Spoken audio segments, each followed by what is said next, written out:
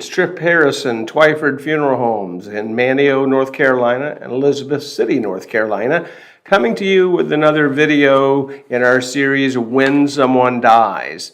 This series of videos addresses some of the logistical and technical issues that face families at the loss of a loved one. We sort of try to create a roadmap for what to expect in terms of tasks and things to accomplish and issues that'll be dealt with. So today's topic is called Who's the Boss?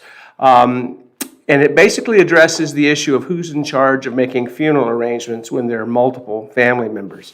When dealing with hospitals, doctors, nursing homes, and funeral homes regarding a loved one, you'll always hear the phrase immediate family. It was even more noticeable during the COVID pandemic at its peak because there were many scenarios where immediate family only was allowed to make certain decisions. In human nature, being what it is, this rather ambiguous phrase, immediate family, is defined differently depending on what circumstances are involved and where you live and which entity is doing the defining and frankly, just who you ask.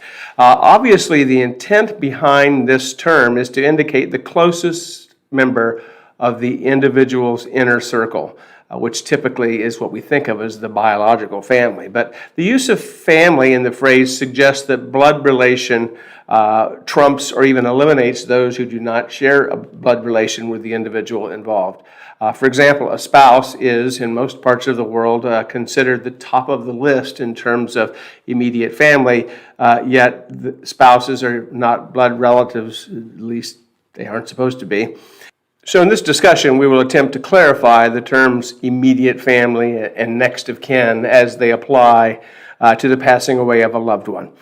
This is a really important subject because in my 40 years experience in this industry, I've seen a lot of conflicts between family members, friends, ex-wives and ex-husbands, children, stepchildren, adopted children.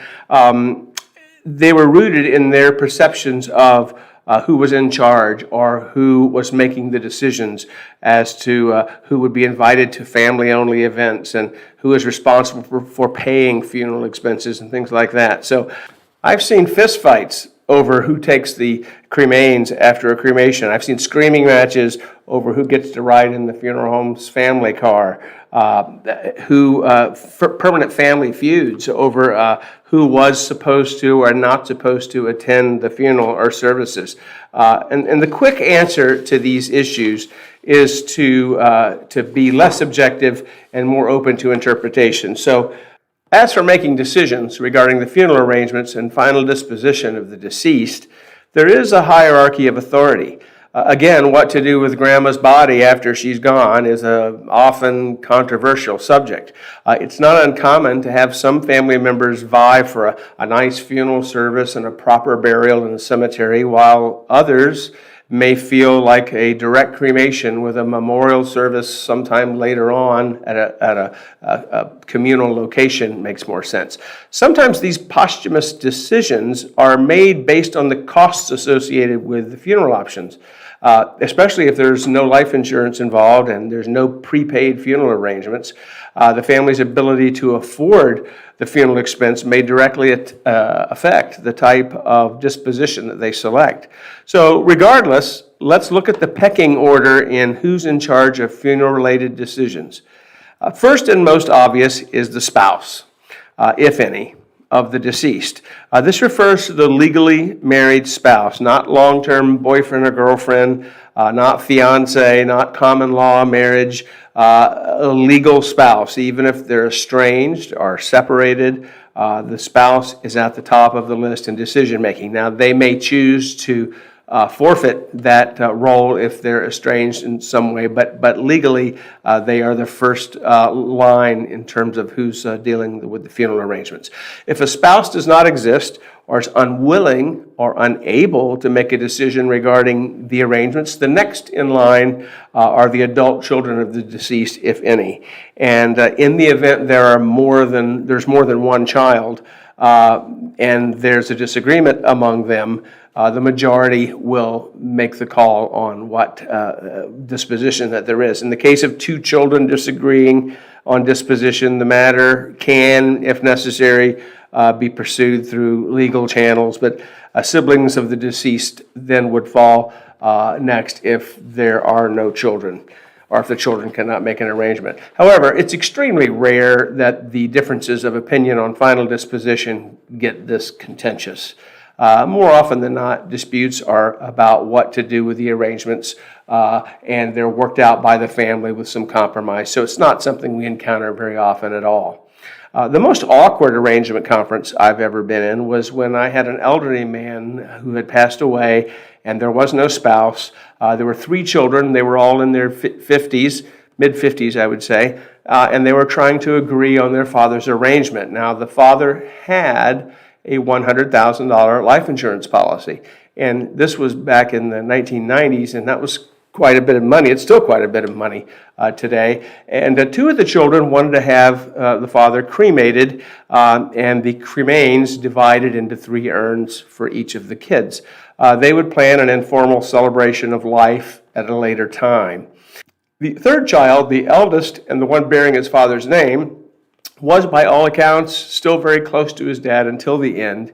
And he had insisted that his father was a prominent member of the community and well-known and well-loved in his church. And so Junior rallied for a formal funeral service, a nice casket, and a burial at a nearby cemetery. Now, the life insurance policy would have easily covered those more elaborate plans with still money left over for the 3 children.